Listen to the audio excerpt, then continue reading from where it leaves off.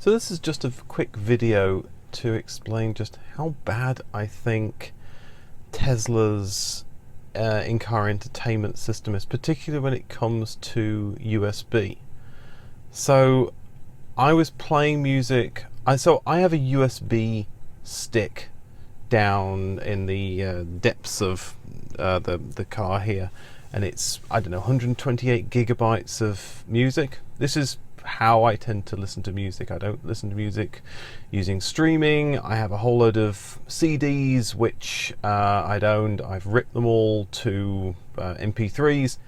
That's how I like playing music. I have a certain amount of music and I like playing it. Anyway, that's fine. So Tesla don't seem to like you playing things that way. They do offer it, but the integration is absolutely abysmal.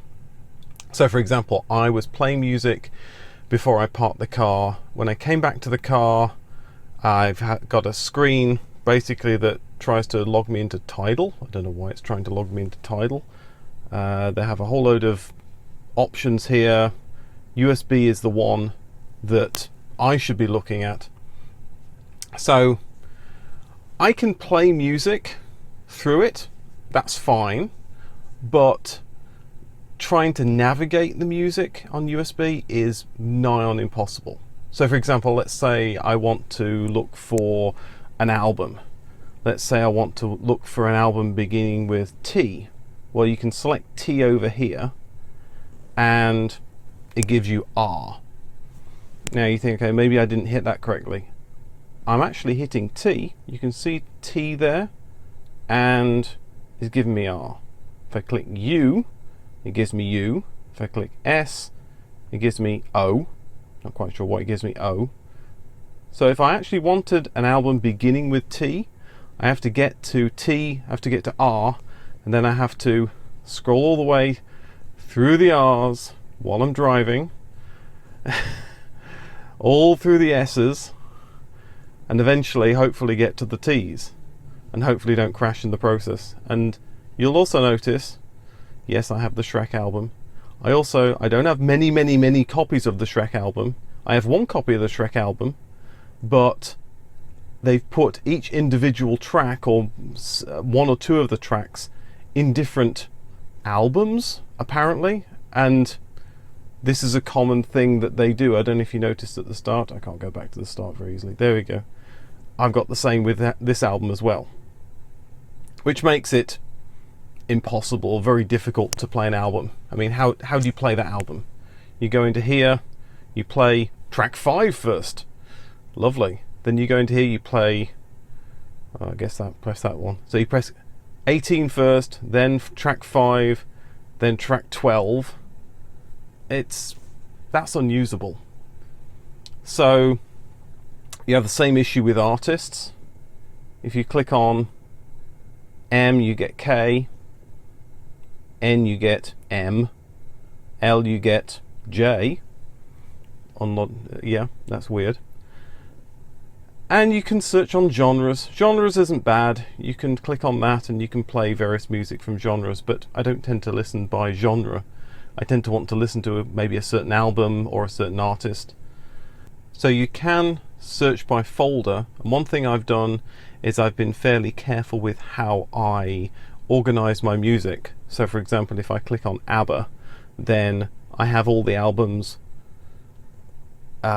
organized so that it will actually play them all correctly.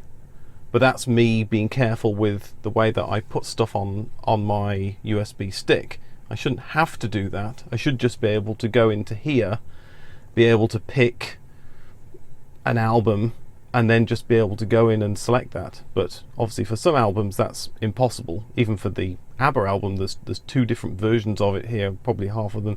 There's 1 track on one of them, and then we've gone back to the top again, and then those are there. That's another problem you have. If you go into Introducing Mozart and you click on one of them, you go into here, you go back, we're back at the start again. So if you imagine I've gone and selected something under T, an album under T, and then I've gone to a particular one, I go back, I'm back to the top of the list, which is again is just terrible. So maybe you could search on it. There's a little search thing up here. Maybe we could do that. Okay, let's click on search. And my mainstay ABBA. Click on this. And it's thinking. And it gives me a whole load of stuff which will only play through streaming. So these will probably play because I'm on Wi-Fi at the moment.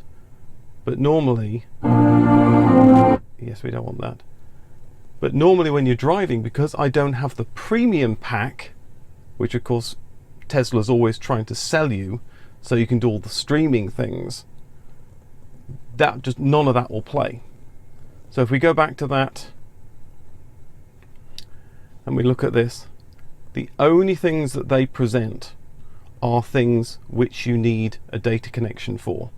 So there's podcasts, ABBA stations, things like that, karaoke. Why do I need to be doing karaoke while I'm trying to drive? I don't understand that. And all these are streaming.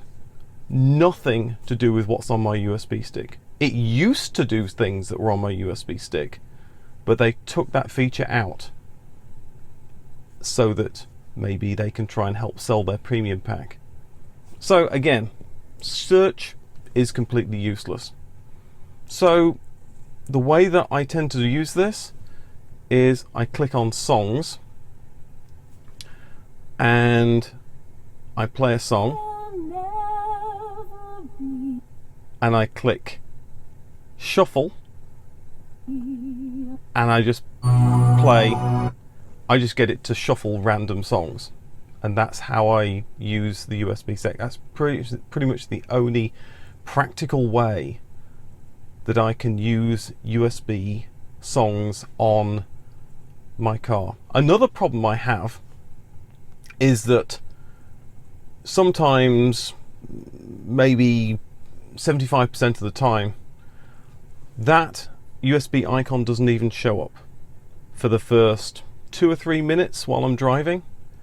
And the reason for that is it's taking a look at the USB stick, trying to find out if anything's changed on it, if it needs to index it, things like that. Now, I come from the world of Microsoft's automotive team where they did Ford Sync. Ford Sync solved that problem in the early 2000s by essentially just saying, looking at the USB stick quickly, finding out how much memory's left on it. If it's the same as it was when it last looked at it, it says, oh, it's probably exactly the same file makeup as it was before. I already have a database of all the songs that are on this USB stick. I'm just going to presume it's exactly the same and just use it. And basically, instantly, you can use all those songs, which is exactly what is likely to happen, because it's very unlikely you're going to take it out and put it in and use a different USB stick. This thing doesn't do it that way. It has to do some indexing or has to do something every single time I get into the car. So again, I'm just sitting here waiting to be able to play music.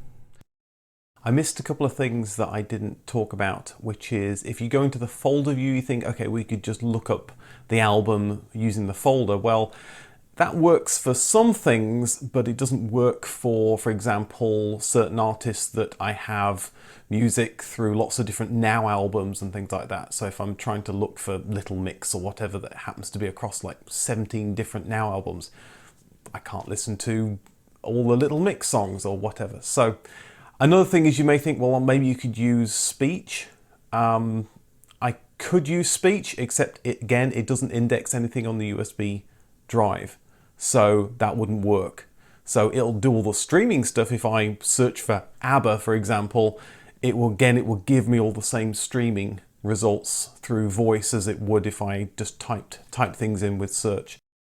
Yes, this is a bit of a rant. Yes, I'm normally a positive person, but this drives me nuts. It really drives me nuts. And I just wish Tesla, a company which people say are so brilliant and know software so well, haven't got a clue about how to play an MP3 from a USB stick in 2022 and what's more, try and drive you to their $10 a month paid service. That just bugs the heck out of me. Anyway, a quick rant.